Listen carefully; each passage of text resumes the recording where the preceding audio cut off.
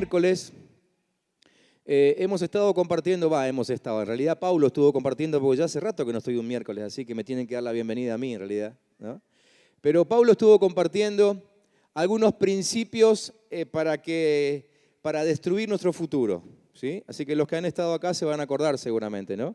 Y pusimos ese título hace unos cuantos miércoles atrás, un poco para que nos llame la atención, ¿no? Porque creo que nadie quiere destruir su futuro, ¿no?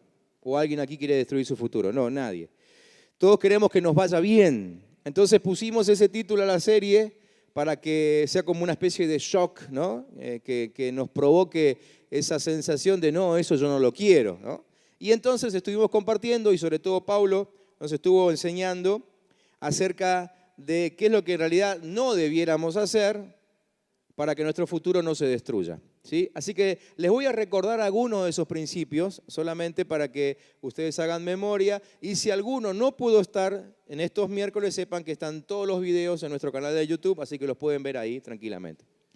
El primer principio que habíamos visto, que tiene que ver con cosas que no debemos hacer, es volvernos fuertes en nuestras propias ideas y dejar a Dios a un costado.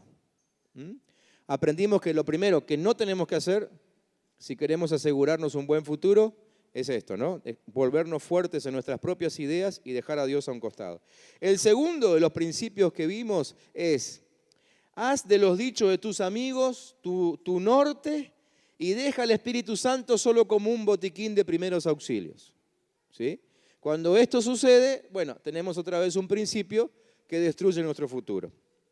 El tercer principio que Pablo nos enseñó es: sé un ególatra y no edifiques tu familia. O sea, cuando solamente estoy mirando por mí mismo, ¿cuál es el resultado? Destruyo mi futuro. El cuarto principio que vimos es: llora tus pérdidas y nunca asumas acciones de transformación. Cuando nunca cambiamos aquello de lo cual nos quejamos, otra vez estamos frente a un principio que destruye nuestro futuro. Hoy vamos a ver un quinto principio, y el quinto principio tiene que ver con justificar constantemente nuestra condición. Justificar constantemente nuestra condición. Y el texto que quiero usar esta noche es el de Génesis capítulo 12. Génesis 12, para aquellos que tienen sus Biblias por ahí, pueden buscarlo y acompañarme en la lectura si quieren. Génesis 12, versículos 6 al 12, que dice que por aquel entonces hubo una gran escasez de alimentos en toda aquella región. Y Abraham se fue a vivir a Egipto durante algún tiempo, pues no había nada de comer en el lugar donde vivía. Cuando ya estaba llegando a Egipto, Abraham le dijo a su esposa Sarai: mira, yo sé bien que tú eres una mujer hermosa y que cuando los egipcios te vean van a decir: esta mujer es la esposa de ese hombre. Entonces a mí me matarán y a ti te dejarán con vida para quedarse contigo. Por eso, para que me vaya bien y no me maten por causa tuya, diles por favor que eres mi hermana. ¿Se acuerdan de esta historia? Una tremenda mentira que se mandó a Abraham, ¿no? Ya había sido llamado por Dios, ya estaba camino a la tierra que Dios le iba a indicar, a tierra prometida, a tierra de Canaán. Pero estando en el camino de Dios, tuvo miedo y tuvo que justificar ese miedo, ¿no? ¿Qué es lo que muchas veces nos pasa? Tuvo que justificar ese miedo, tuvo miedo de que lo maten a causa de que la esposa era muy linda, a pesar de que los dos eran grandes, pero se ve que la mujer de Abraham conservaba la belleza todavía, ¿sí? Y él tuvo miedo de que lo mataran a él para poder quedarse con la esposa. Entonces generó todo este ámbito de mentira, ¿no? Que le costó obviamente un buen reto de parte de Dios. Esta historia nos recuerda que nosotros crecimos, y les guste o no les guste, o nos guste o no nos guste, la verdad es que crecimos todos nosotros en un ámbito donde aprendimos a justificar nuestros errores, ¿no? Aprendimos a justificar nuestros miedos, nuestros actos. Siempre desde chiquititos como que aprendemos a ser inocentes, pero inocentes entre comillas, ¿no es cierto? Entonces aprendimos a justificar. ¿Vieron? El nene está con el martillo en la mano y uno está ahí mirando la escena cuando el juguete está totalmente destruido y el nene dice, yo no fui, ¿no? Con el martillo en la mano, dice, yo no fui. ¿Han visto nenes así? ¿Sí? O a lo mejor se acuerdan de cuando ustedes eran chiquitos, ¿no? Pero aprendimos a justificar, quizás lo heredamos de Adán, que fue el primero que justificó su error. ¿Se acuerdan cuando él se dejó llevar por la tentación y Dios viene y le pregunta qué es lo que había hecho? ¿Qué es lo que contestó Adán? La mujer que me diste. ¿No? Ella fue. Ella me tentó y bueno, y caí. ¿No? Y a partir de ahí parece que eso se trasladó a cada uno de nosotros a tal punto de que hoy nos hemos acostumbrado a justificar las cosas que nos pasan, ¿no? Entonces estamos en medio de, no sé, si somos estudiantes, por ejemplo, y alguien nos pregunta, ¿y cómo te fue en el examen? No, no aprobé, pero nadie aprobó, ¿eh? No aprobó nadie, ¿eh? O sea, inmediatamente justificamos que a nosotros nos fue mal diciendo, pero a todo el curso le fue mal, como diciendo, la culpa es del profesor. ¿Han escuchado eso? ¿Sí? Para los que no escucharon les cuento que eso existe. Si es que no lo dijeron ustedes, ¿no? O nos cruzamos con alguien, una persona en la calle, un conocido, y dice, ¿qué te pasa? ¿Qué haces a esta hora en la calle? No, me echaron del trabajo. ¿Viste la crisis? ¿Cómo está todo, no? En realidad fuimos varios los que nos quedamos en la calle, ¿no? A lo mejor ese no era un buen empleado y la empresa decidió que podía prescindir de él, no de otros, pero de él sí, porque no valía la pena tenerlo. Y le echamos la culpa a la crisis, ¿no? No, con esta crisis, no sabés, estamos quedando todos afuera. La verdad no es esa.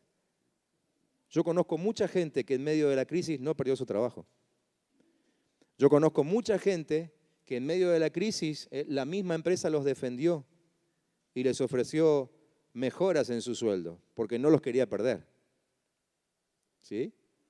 O nos encontramos con, no sé, una pareja, una mujer, un hombre, que te termina diciendo, no, ya no, la verdad que ya no estamos juntos. Pedro no hizo las cosas bien, ¿no? Dice ella. Pedro no hizo las cosas bien. Juan no hizo las cosas bien. No sé, pongo un nombre ficticio. Entonces, constantemente nos encontramos con personas que tienen ese tipo de respuestas, de argumentos. A lo mejor nosotros mismos las tuvimos, ¿sí? Y en la vida cotidiana solemos acuñar ese tipo de frases, ¿no? Nunca vamos a reconocer si tiro el vaso que yo lo tiré. Se cayó el vaso, solito, ¿sí? Como algo neutro, ¿no es cierto?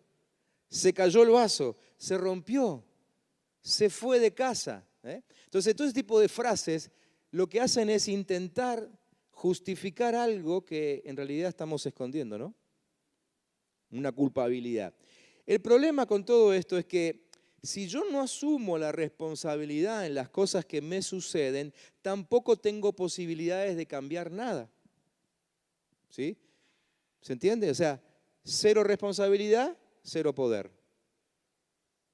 Si yo no asumo la responsabilidad, no puedo cambiar nada. O sea, si el estudiante del cual les mencioné recién no aprobó por culpa del profesor, entonces, ¿qué poder tiene ese estudiante para cambiar algo? Porque lo único que puede suceder es que cambien al profesor. Pero mientras que no cambien al profesor, ese estudiante no puede resolver nada. ¿Qué puede cambiar ese empleado que fue echado de la empresa mientras que le siga dando la culpa a la fábrica? No puede cambiar nada. Mientras que la culpa sea de los empleadores, ese empleado no puede cambiar nada. ¿Qué puede cambiar esa mujer mientras Pedro siga haciendo las cosas mal? No puede cambiar nada. ¿Sí? Es decir, mientras yo no acepte que también tengo responsabilidades en las cosas que me pasan, no puedo cambiar nada. Ahora, cuando yo digo, el examen estuvo difícil y encima yo no estudié esa bolilla, entonces yo sí empiezo a generar un poder para cambiarlo. ¿Por qué? Porque eso me permite a mí para el próximo examen estudiar mejor. ¿Sí? ¿Se entiende? Cuando un empleador dice, no, me quedé sin trabajo, evidentemente yo no lleno las necesidades de la empresa, así que me voy a poner a hacer cursos, voy a estudiar algo más, me voy a preocupar por ser el mejor empleado del mes. Entonces sí, empiezo a tener poder para cambiar algo. Es decir, solamente si yo me comprometo con la responsabilidad, tengo poder. ¿Entienden ahora por qué les digo cero responsabilidad, cero poder? Pero cuando me hago responsable, al mismo tiempo genero poder para cambiar. ¿Sí? Es decir, si esta mujer en vez de decir que Pedro hizo todo mal, dice, no, yo reconozco que en algunas cosas también fallé. Esa mujer se pone a cambiar esas cosas y probablemente recupere la relación con Pedro. Pero mientras Pedro sea el único culpable, ella no puede cambiar nada. ¿Entienden lo que les quiero decir? Es decir, las crisis pueden ser reales o son reales. Pero si me quedo al margen, no tengo posibilidad para resolverlas. ¿Se entiende? Si me quedo al margen, no tengo posibilidad de resolverla. Entonces, lo que necesitamos es empezar a asumir una postura de protagonista, es decir, que al otro lo juzgue quien lo tenga que juzgar, pero yo voy a hacer mi parte y me voy a esforzar en resolverlo. Voy a reconocer mi error en el problema que tuve y voy a esforzarme en resolver por lo menos la parte que me toca. ¿Sí? Entonces, tenemos que saber esto, que frente a un mismo evento, frente a una misma cosa, siempre hay dos variantes que lo explican. Siempre hay dos variantes que lo explican. Una variante que es limitante y una variante que es poderosa. La variante limitante, el factor limitante es ese donde yo no tengo nada que hacer. Por ejemplo, cuando yo digo, se cayó el libro. Esa es una variante limitante. ¿Por qué? Porque lo que estoy diciendo es que, bueno, el libro se cayó por la gravedad. Entonces, la única posibilidad que tengo es de que algún día la gravedad deje de existir. Ese día el libro se dejará de caer. Pero cuando yo digo, no sostuve fuerte el libro y se me cayó, entonces lo que estoy diciendo es, existe una posibilidad para que el libro no se caiga. ¿Cuál es la posibilidad? Que yo lo sostenga más fuerte. ¿Se entiende? Es cuando me hago responsable de lo que pasó. ¿Factor limitante o factor de poder? Yo decido con cuál de los dos me quedo. La mayoría de la gente suele optar por el factor limitante. Se fue, se me cayó. ¿Me entienden o no? Entonces, cuando hablo del libro, sigo con el ejemplo del libro, no niego la realidad de la gravedad, pero frente a que existe una gravedad, yo me hago responsable de la situación y me esfuerzo en solucionarlo. ¿Sí? Agarro más fuerte el libro. ¿Entienden el ejemplo? ¿Sí? Están ahí como, ¿de qué está hablando el pastor hoy? Entonces, frente a un examen, por ejemplo, volviendo al ejemplo del estudiante, tengo dos variantes. Una variante es, qué difícil, el profesor es terrible. Esa es limitante. Porque mientras que el profesor no cambie su carácter, yo estoy limitado. Y yo no sé si va a cambiar su carácter, porque no depende de mí. Pero frente a esa realidad, yo también puedo decir, voy a esforzarme. En esta materia voy a estudiar más que en las otras, porque el profesor es terrible. Entonces es un factor de poder. Me involucra a mí. Yo me hago responsable para que me vaya bien en esa materia, aunque el profesor sea terrible. ¿Lo van entendiendo? Con el ejemplo del trabajo, por ejemplo, o de la crisis, ¿no? Una posibilidad es que yo diga, la calle está dura, están echando a todo el mundo. Ese es el factor limitante. Pero el factor de poder es que yo diga, yo frente a la crisis me voy a mantener actualizado, voy a hacer cursos, voy a ahorrar, no voy a malgastar mi dinero. Me hago responsable. asumo mi esfuerzo en medio de la crisis. En una relación, por ejemplo, el factor limitante sería: mi esposa es terrible, viene de una familia muy dura. Eso es limitante, yo no puedo hacer nada con eso. Pero ¿cuál es el factor de poder? Que yo diga, voy a estar más atento. Me voy a ocupar de suplir todas las necesidades de mi esposa. No voy a dejar de hacerle regalos. Entonces yo hago mi parte para que ella, en su momento, termine cambiando su carácter. ¿Me entienden? Necesitamos deshacernos de ese concepto, ese espíritu que reina en el mundo, donde todo el mundo le echa la culpa a otra cosa, donde no asumimos responsabilidades por lo que nos pasa. Y la verdad que en todo lo que nos pasa tenemos algo de responsabilidad, en todo. En todo lo que nos pasa tenemos algo de responsabilidad. Entonces Pablo le escribía a los Efesios en el capítulo 4, versículos 17 al 24, Efesios 4, del 17 al 24. Pablo le dice, esto pues es lo que les digo y les encargo en el nombre del Señor, que ya no vivan más como los que no creen en Dios, los cuales viven de acuerdo con equivocados criterios y tienen oscurecido el entendimiento. Ellos no gozan de la vida que viene de Dios porque son ignorantes a causa de lo insensible de su corazón.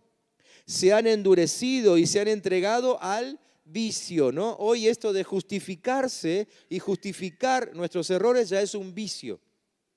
Hay gente que sufre del vicio de la justificación. Le podés decir cualquier cosa y nunca van a tener la culpa de nada. ¿Conocen gente así? Cometiendo sin freno toda clase de cosas impuras. Pero ustedes no conocieron a Cristo para vivir así. Pues ciertamente oyeron el mensaje acerca de Él y aprendieron a vivir como Él lo quiere, según la verdad que está en Jesús. Por eso deben ustedes renunciar a su antigua manera de vivir y despojarse de lo que antes eran, ya que todo eso se ha corrompido a causa de los deseos engañosos. Díganme la verdad. Necesito hacer una pregunta ahora. ¿Cuántos de ustedes alguna vez se dieron cuenta que justificaron sus errores y no reconocieron su responsabilidad? ¿Sí? Manténganse con la mano en alto. Para nosotros que estamos con las manos en alto, es este versículo 22. Dice, por eso deben ustedes renunciar a su antigua manera de vivir y despojarse de lo que antes eran, ya que todo eso se ha corrompido a causa de los deseos engañosos. Es para nosotros. Pueden bajar su mano si quieren. Es para nosotros. Deben renovarse espiritualmente, dice Pablo, en su manera de juzgar y revestirse de la nueva naturaleza, creada a imagen de Dios y que se distingue por una vida recta y pura, basada en la verdad. Tenemos que abandonar esa costumbre de justificar nuestros errores y asumir aquellas cosas que nos suceden. Asumirlas. Quiero que recuerden esto, no sé si les va a dar la velocidad para copiar la frase que les quiero decir, pero prefiero que atiendan y que incorporen estas frases en su espíritu si es que no alcanzan a escribirla. Después ven el video y pueden tomar nota tranquilos, ¿sí? Pero quiero que escuchen esto. Nunca te quejes de lo que vos mismo permitiste. Nunca te quejes de lo que vos mismo permitiste. Si llegaste a una situación porque no tuviste cuidado de lo que estaba pasando, entonces hoy no tenés derecho a quejarte.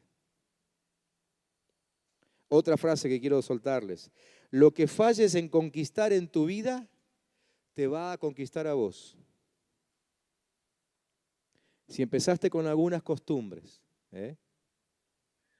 con un de vez en cuando, pero no lo cortaste a tiempo, no lo conquistaste a tiempo, eso te va a terminar conquistando a vos. A veces no necesariamente hablamos de cosas que aparentemente son negativas, ¿no? A veces simplemente decimos, tendría que hacer el devocional, pero estoy tan cansado. Mejor lo dejo para mañana. No parece tan malo, ¿no? Pero no lo conquisté ese día. El cansancio no lo conquisté ese día. Me dejé vencer. Eso significa que quizás no al día siguiente, pero a lo mejor en 3 o 4 días vuelva a decir, otra vez estoy tan cansado. Y la vez pasada cuando dejé de leer la Biblia un día, no pasó nada. Al día siguiente siguió todo normalmente, así que hoy tampoco la voy a leer. Y esa semana pasaste 2 días sin leer la Biblia. La próxima semana quizá esos 2 días ya sean 2 días seguidos. Y quizá la próxima semana sean 3 o 4 y cuando te quieras dar cuenta, te conquistó la pereza por estudiar la palabra. Y así con cualquier situación que no conquistemos. Tercera frase, nunca vas a poder conquistar tus metas si no te negás a aborrecer tus hábitos improductivos. Todos tenemos hábitos improductivos. ¿Qué son los hábitos improductivos? Los que no nos llevan a algo edificante, ¿no? Los que no producen nada a nosotros, pecados ocultos, malos hábitos, pasividad, pereza, cobardía, tibieza, mediocridad, ¿sí? Entonces, nunca voy a poder conquistar mis metas si me niego a aborrecer esos hábitos. El día que yo odie mi pereza, ese día voy a empezar a conquistar las metas. El día que yo odie ser mediocre, voy a empezar a conquistar mis metas.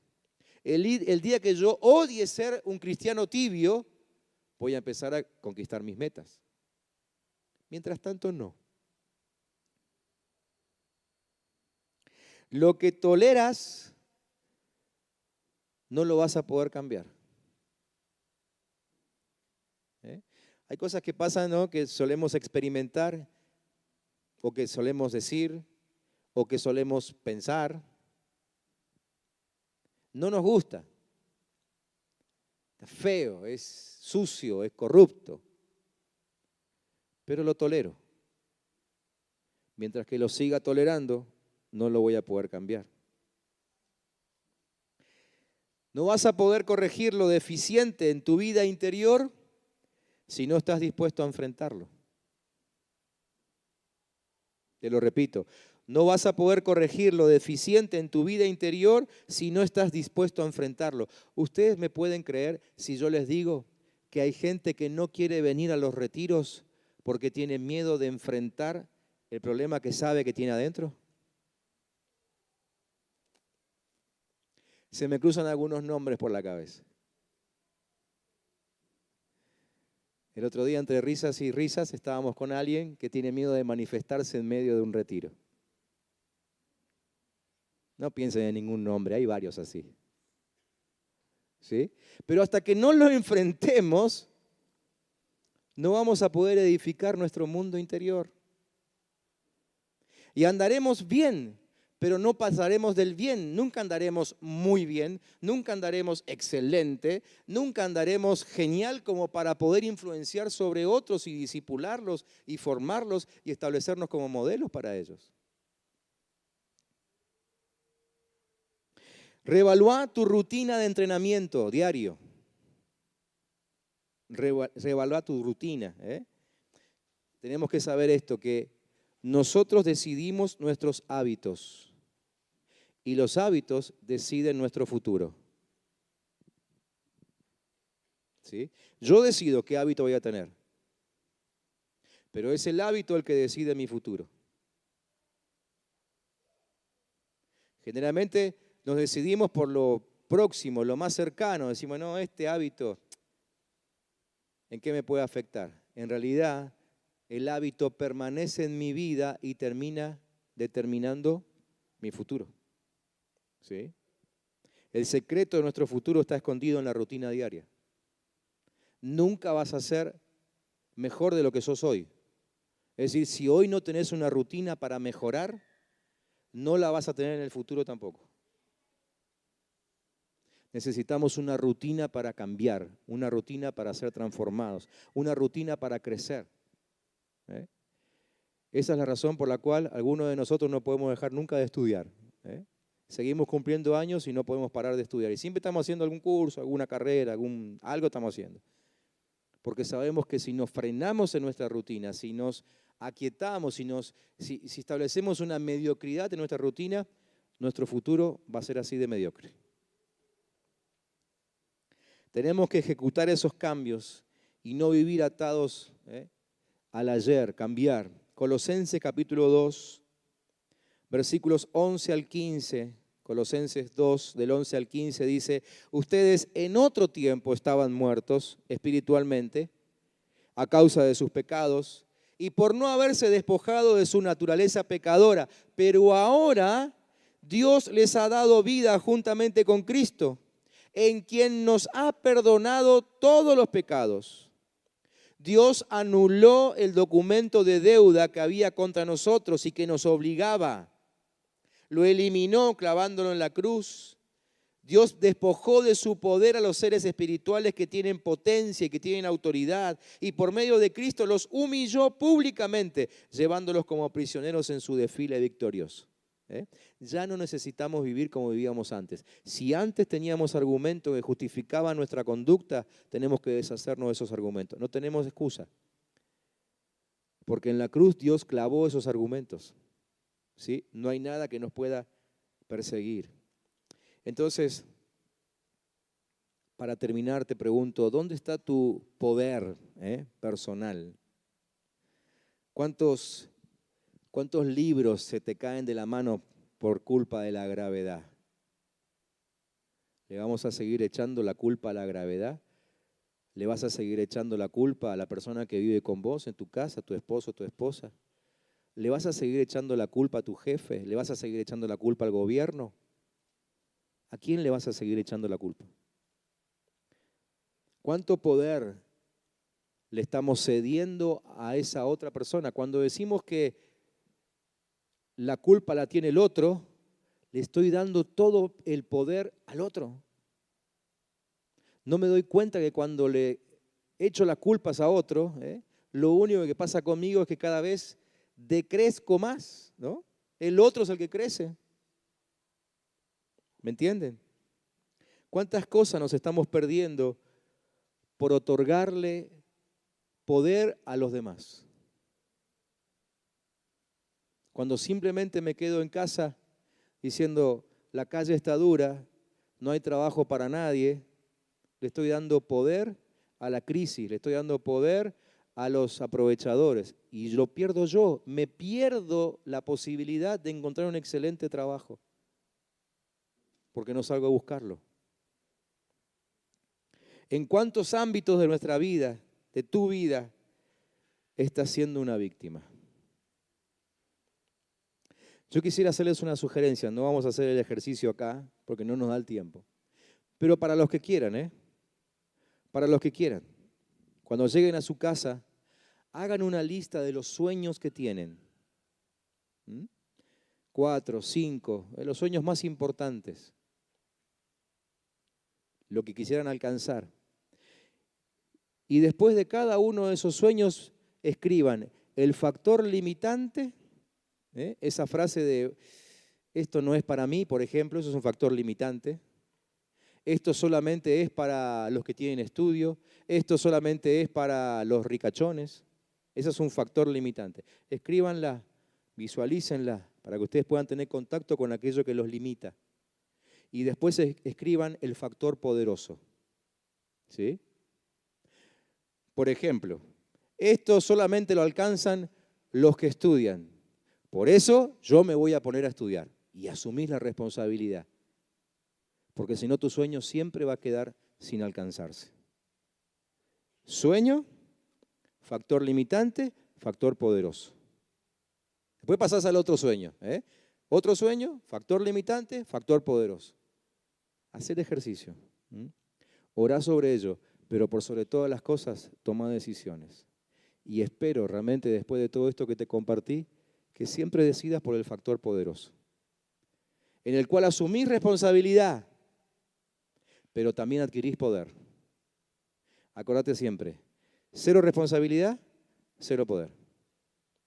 Si lo que está pasando a tu alrededor, vos decís, yo argentino, vieron que esa frase es muy de nosotros, ¿no? Yo argentino, yo no tengo responsabilidad, también tenés que saber que tampoco vas a tener poder para resolver nada. ¿Oramos? ¿Sí? Y me gustaría que ahí, en oración, puedas por lo menos pactar con el Señor ahora de empezar a preocuparte, ¿no? Y que si lo que te compartí hoy te sirve, pedir al Espíritu Santo que te confronte con esas frases que te limitan, que te confronte para que te las puedas sacar de encima,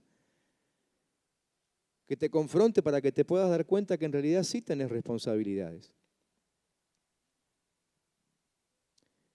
Pero cuando el Espíritu te confronte con la responsabilidad, acordate siempre, esa es tu oportunidad poderosa, porque entonces sí tenés oportunidad de cambiar.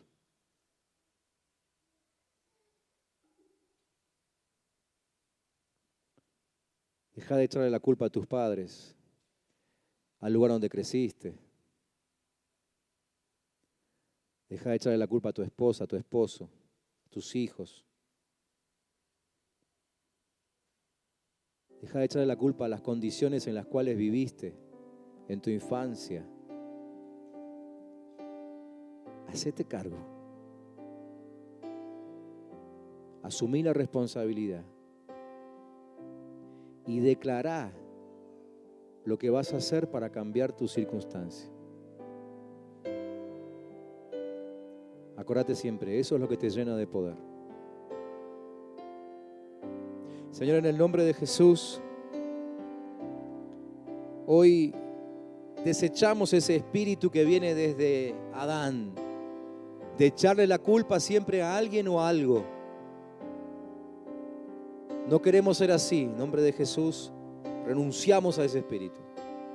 No queremos ser como Abraham en esa situación que leímos, que para justificar su miedo inventó una mentira. No queremos ser así.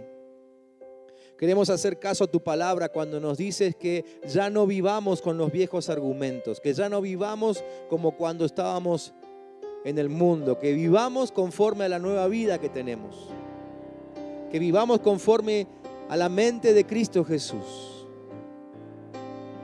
Señor, queremos asumir nuestra responsabilidad y esforzarnos en crear oportunidades de cambio delante nuestro, de lo que nos esté pasando, crear esas oportunidades a través de nuestra responsabilidad. Señor, que mis hermanos puedan descubrir que frente a lo que les está pasando, sí hay cosas que pueden hacer para empezar a provocar cambios y que lo hagan.